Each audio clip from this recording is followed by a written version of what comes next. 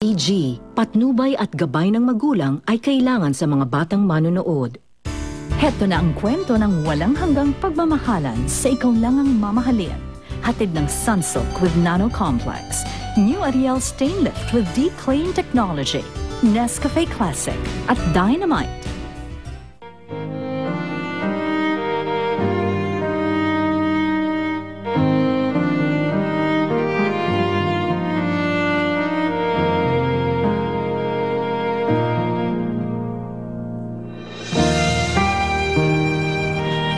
Saan ka pupunta? Clarissa! Nangako kang hindi ako iiwan, pero iniwan mo ako, Catherine. You're coming with me. Catherine! Catherine! Sir, may nakiputol pero yung isa wala na baka nasa parking lot. You're coming with me. No, please let me go! Bata, Ivy! Hinto mo! I said stop! Okay ka lang ba? Sana nahuli na lang nila kayo! Para naisumo ko na sa kanila lahat ng ginagawa niyo sa akin! Para bitayin na lang kayong dalawa! Bitayin pala ha? Bitayin ko sumong kita! Pasensya na po, pero kailangan po kasing hanapin yung kaibigan ko eh. Wala na po siya ibang maasahan kundi ako. Tay, dyan mo nakatira si Lloyd at Badon. Sandali!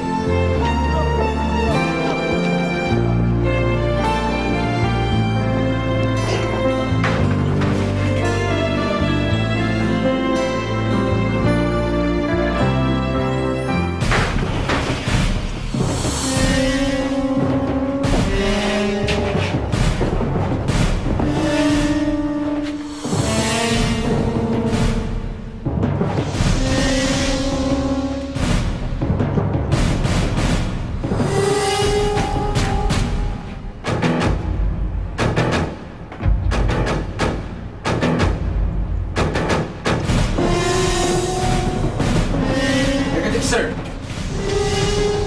Sir! Negative sa likod.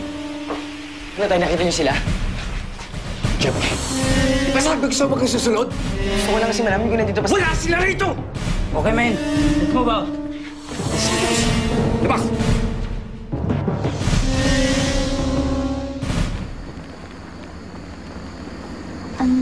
Sir, ano pong lugar to?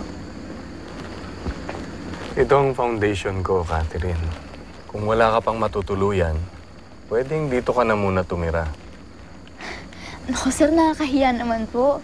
Sobrang dami niyo na pong naitulong sa akin. Okay lang yon. Ay, Sir Ferdinand. Yes, Kinagabi kayo.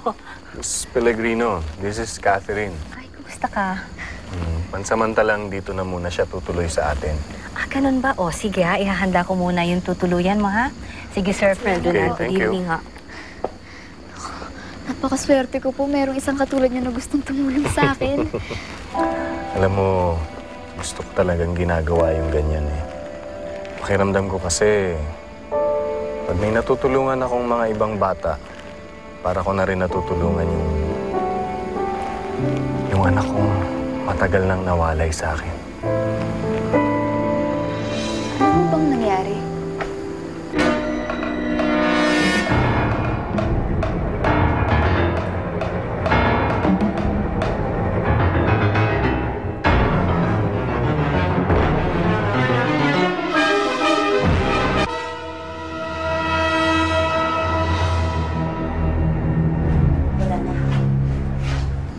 Nabiktima kasi sila sa isang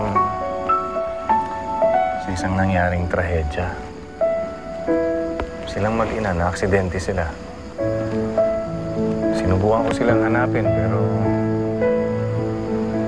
hindi ko na sila nakita eh. Pero hanggang ngayon, hinahanap ko pa rin sila. Naintindihan ko po kayo, sir. Kasi naliw na rin ako sa nanay ko eh. Nakakulong po kasi siya eh. Wala na bang pag-asa na makakalaya pa siya? Ang sabi po ni Lola Senyora, yung mabait na nanay po ni Ma'am Raquel, gagawin daw po niya ng paraan para makalabas po si inay. Alam mo, pwede akong makapagtulungan sa senyora mo para mapabilis yung paglaya ng nanay mo. Ako, Maraming salamat po. Sobrang bait niyo po talaga sa akin. Wala yun. Huwag mo isipin yun. Alam mo, pakiramdam ko parang ang gaang-gaang nung nararamdaman ko para sa'yo. Feeling ko parang matagal na tayong magkakilala.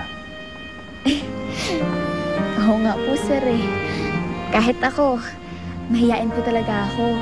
Lalo na sa mga nakatanda sa akin. Pero sa inyo, magaan po yung loob ko. Siguro dahil kayo po nagligtas sa akin. Siguro nga. Oh, halika na. Pumasok pa tayo. Lumalakas na ulan. Sige po.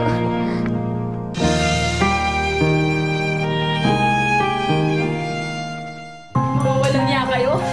Sana nahuli na lang kayo ng polis. Ganun. Oo! Walang iya ka, Lloyda! Walang iya ka! Sana namatay ka na! Mamatay, ah. Sige, tingnan natin ngayon sino mamamatay. Tantana ko. Oo, tama. Tumigil ka ba naman? Tumigil ka! Kung hindi sa'yo ko hahataw to! Sobra na yun eh. Umalis ka.